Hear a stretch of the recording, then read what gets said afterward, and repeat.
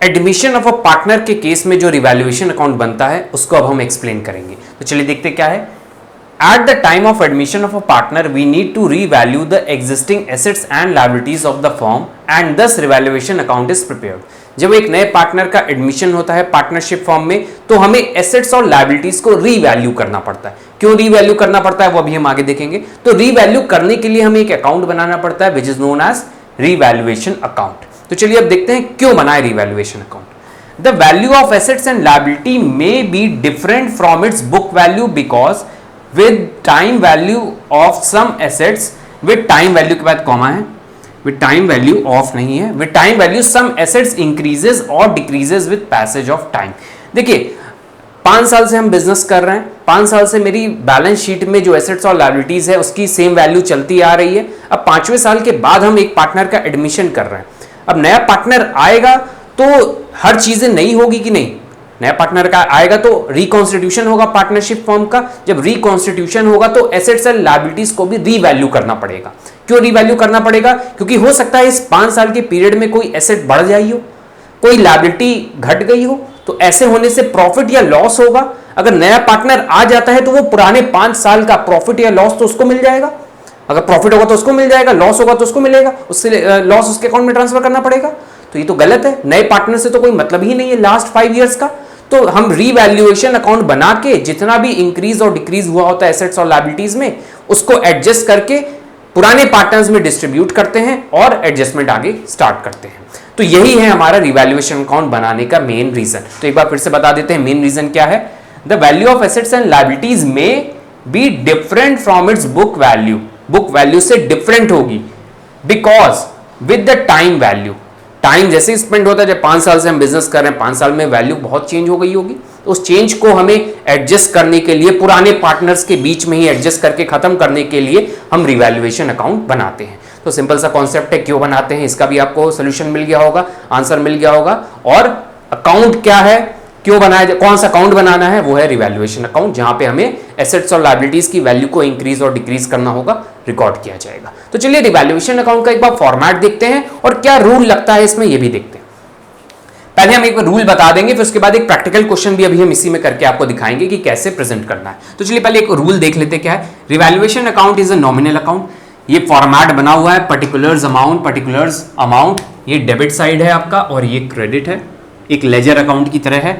और ये एक नॉमिनल अकाउंट है। Nominal account means expenses and losses are debited, income and gains are credited. अगर हमें लॉस होगा डेबिट साइड में, गेन होगा या इनकम होगी तो क्रेडिट साइड में। सिंपल सा रूल है।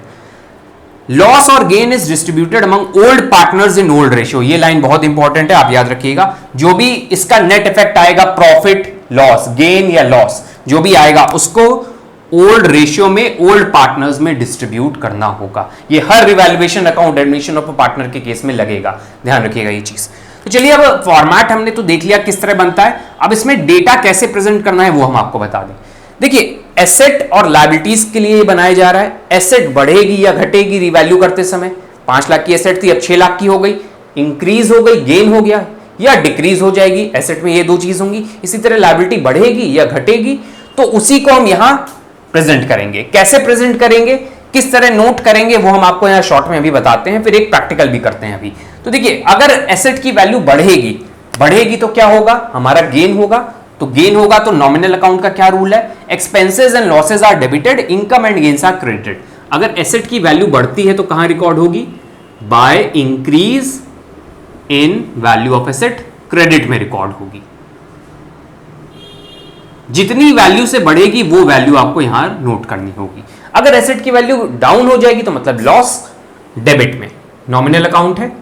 टू डिक्रीज इन वैल्यू, जो भी एसेट होगी उसका नाम लिखना होगा, अकाउंट जितने से भी डिक्रीज करेगी वो आपको यहां नोट कर देना है। अब आते हैं लायबिलिटीज पे। लायबिलिटी बढ़ेगी तो मतलब हमें और पैसा देना है, हमारा लॉस हुआ तो डेबिट साइड में। To increase in value of liability, जो भी लायबिलिटी बढ़ेगी उसको हमें जितने अमाउंट से बढ़ेगी, ये ध्यान रखिएगा। अगर 5 लाख की लायबिलिटी है, अब 6 लाख के सन्ड्री क्रेडिटर्स हो गए तो 1 लाख से इंक्रीज हुआ तो आपको यहां 1 लाख लिखना है, नॉट 6 लाख, ध्यान रखिएगा ये चीज। इंक्रीज अगर होती है लायबिलिटी तो डेबिट साइड में, क्योंकि मेरा लॉस है। अगर सन्ड्री क्रेडिटर्स हमारे डिक्रीज हो जाए, मतलब 6 लाख रुपए देना था, पता चल रहा है 5 देना है, प्रॉफिट हुआ हमारा, गेन हुआ हमारा, नॉट प्रॉफिट, गेन।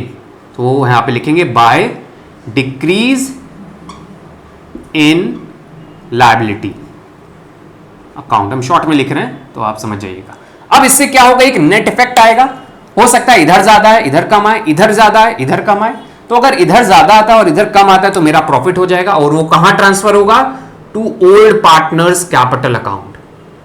ये ध्यान रखिएगा, ओल्ड पार्टनर्स के कैपिटल या करंट, वो डिपेंड करेगा, क्वेश्चन में फिक्स्ड है कि फ्लक्चुएटिंग।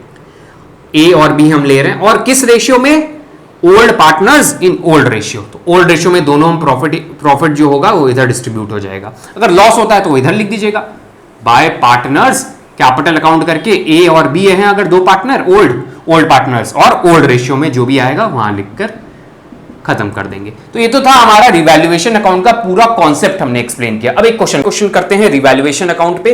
तो ध्यान रखिएगा, हम ये जो क्वेश्चन कराने जा रहे हैं सिर्फ अकाउंट में कैसे प्रेजेंट करना है हम ये बताएंगे। जर्नल एंट्री कैसे पास करनी है उसके लिए हम नेक्स्ट वीडियो बनाएंगे, जिसमें एक प्रैक्टिकल के साथ आपको पूरा सॉल्व करके दिखाएंगे। तो चलिए ये वाला क्वेश्चन करते हैं। Shriram and Raj are partner sharing profit and losses in the ratio of 2:1। Partners है, 2:1 उनका ओल्ड रेशियो है, ध्यान रखिएगा। Nelson join as a partner on 1 April 2017। एक नया पार्टनर आ रहा है नेल्सन 1 अप्रैल को। The following adjustments are to be made. अब हमें इतने एडजस्टमेंट्स करने हैं जो नीचे लिखे हैं, 4 एडजस्टमेंट, और लास्ट में बोला है प्रिपेयर रिवैल्यूएशन अकाउंट। सिर्फ रिवैल्यूएशन अकाउंट बनाने बोल रहा है जो हमारा टॉपिक है। तो चलिए एडजस्टमेंट करते हैं। एडजस्टमेंट स्टार्ट करने के पहले इसका रूल हम बता दें, ये नॉमिनल अकाउंट है। Expenses and losses are debited, income and gains are credited, ये याद रखिएगा। तो पहला एडजस्टमेंट दिया, increase the value of stock by 5000। हमें स्टॉक की वैल्यू 5000 से बढ़ानी है। अभी एक चीज और याद दिला दें आपको, बाय लिखा हुआ है बाय 5000, टू भी होता है, कहीं कभी कभी लिखा होता है increase the value of stock to 5000, मतलब 5000 तक पहुंचा दी। यहां क्या लिखा है, 5000 से बढ़ानी है। तो टू और बाय में ध्यान रखिएगा, जब 5002 लिखा होगा तो उसमें आपको डिफरेंस वाला अमाउंट लिखना होगा। आगे क्वेश्चन कराएंगे तो बताएंगे, बाय और टू में डिफरेंस होता है, ये याद रखिएगा।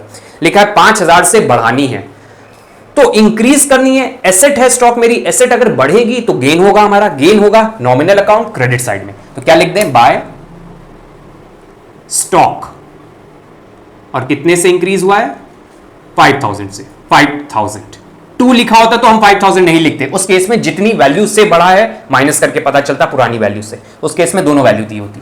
नेक्स्ट देखिए क्या दिया हुआ है, bring into record investment of 7000 which had not been recorded in the books of the firm.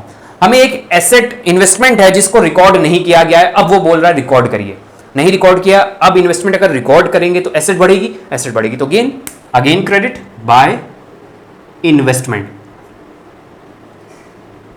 Simple सा कॉन्सेप्ट है, गेन या प्रॉफिट होगा तो क्रेडिट में, लॉस होगा एक्सपेंसेस होंगे तो डेबिट में। 7000।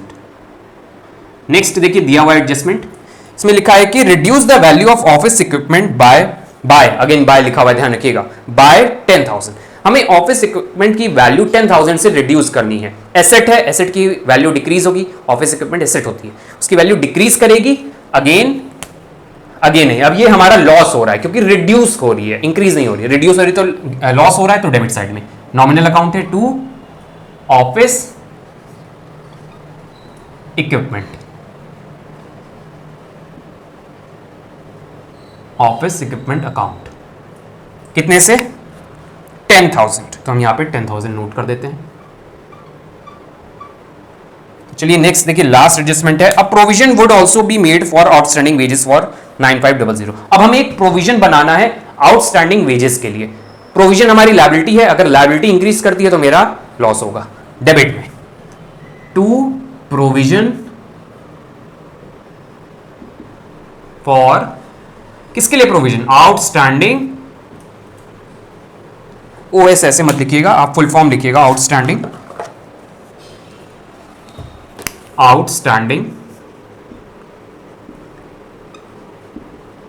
वेजेस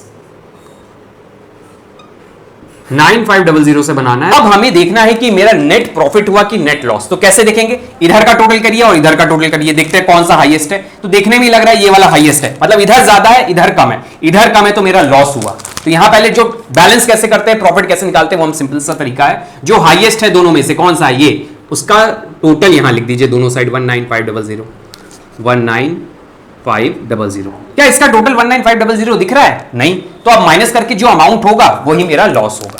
अगर इसी तरह इधर ज्यादा आता इधर कम तो मेरा प्रॉफिट होता। तो देख लेते हैं कितना है, 7,000 प्लस 5,000 12,000। 12,000 में 19,500 माइनस कर देते हैं, 19,500 में 12,000 माइनस करेंगे, 7,500 आया। अब ये 7,500 प्रॉफिट हुआ है, क्या लिखा हुआ है, लॉस और gain is to be distributed among old partners in old ratio. Question में ओल्ड रेशियो 2:1 दिया हुआ है, हमें 7,500 को 2:1 में डिस्ट्रीब्यूट करना है। तो डिस्ट्रीब्यूट कर देते हैं और कहां ट्रांसफर कर देंगे, कैपिटल अकाउंट में, बाय दो पार्टनर्स हैं उनका नाम देख लेते हैं, क्या दिया हुआ है क्वेश्चन में, Shriram and Raj.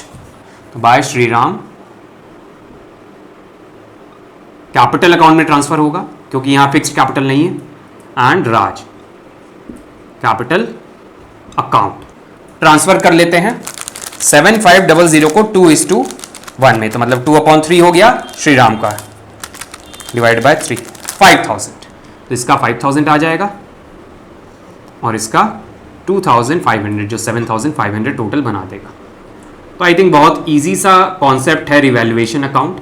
Next video में हम रिवैल्यूएशन अकाउंट की जर्नल एंट्रीज कैसे पास की जाती है उसको करेंगे।